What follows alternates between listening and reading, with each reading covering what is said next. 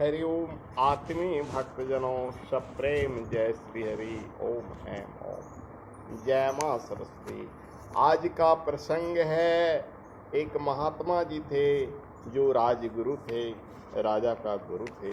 प्रतिदिन राज दरबार में आया जाया करते थे। वे प्राय राजमहल में राजा को उपदेश भी करने के लिए जाया करते थे। एक दिन वे राजमहल में गए और वहीं विश्राम किया, वहीं भोजन भी किया। दोपहर के समय अकेले लेटे हुए थे।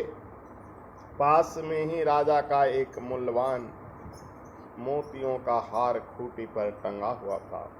हार की तरफ महात्मा जी का नजर गया और मन में लोभ आ गया। महात्मा जी ने हार उतार कर झोली में डाल लिया। वे समय पर अपनी कुटिया भी लौट आए। इधर हार नहीं मिलने पर हार की खोज शुरू हो गई।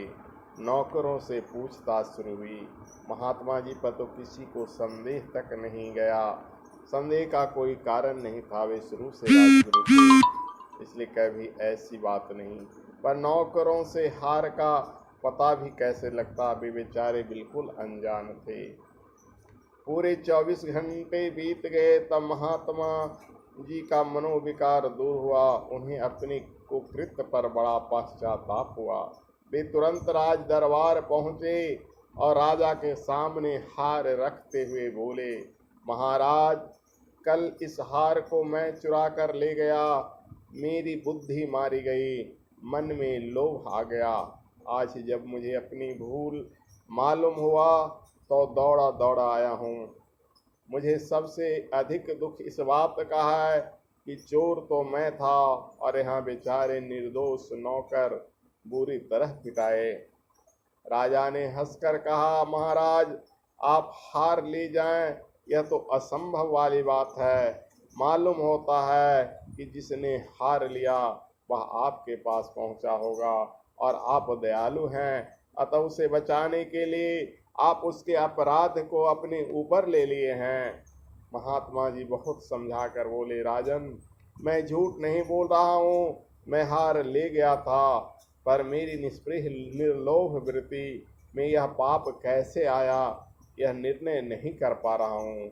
आज सवेरे से मुझे दस्त हो रहा है और 5वीं बार जब दस्त हुआ तो मुझे अनुमान हुआ कि कल मैंने जो भोजन किया था उस भोजन के अन्न का मेरे ऊपर बुरा असर पड़ा है। आज जब दस्त से उस अन्न का सारे विकार मेरे शरीर से निकल गए तो मेरा मनोविकार भी मिट गया। महाराज, आप पता लगाओ कि वह अन्न कैसा था और आपके पास कहाँ से लाया गया। मुझे अन्न में दोष लगता है क्योंकि मैं इतने दिनों से संत हूँ, कभी इस ढंग का बुरे विचार मेरे मन में नहीं आया। राजा ने पता लगाया, भंडारी ने बतलाया कि एक चोर ने बढ़िया चावलों की चोरी की थी। चोर को अदालत में सजा हो गई, परंतु फरियादी अपना माल लेने के लिए हाजिर नहीं हुआ, इसलिए वह माल राजा ने जब्त कर लिया और वहां से सीधे राजमहल में आ गया। चावल बहुत बढ़िया किस्म के थे। अब ते महात्मा जी के लिए कल उन्हीं चावल की खीर बनाई गई थी।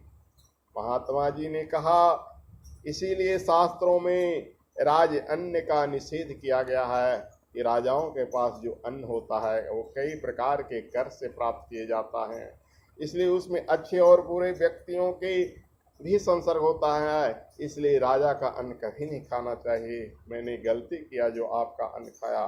जैसे शारीरिक रोग के सूक्ष्म परमाणु फैलकर रोगों का विस्तार करते हैं, उसी प्रकार से सूक्ष्म मानसिक परमाणु भी अपना प्रभाव फैलाते हैं।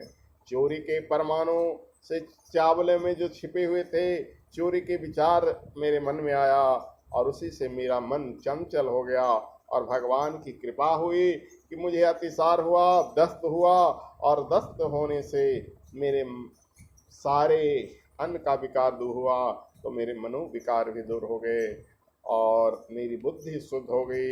इसीलिए हम दौड़े दौड़े आपके पास आ गया। इसीलिए शास्त्रों में कहा गया है, आहार शुद्ध तो मन शुद्ध, जैसा खाओगे अन्न वैसा बनेगा मन, इसलिए आहार शुद्धि की आवश्यकता है, इसलिए आहार शुद्ध होना चाहिए। हरि ओम तत्सत।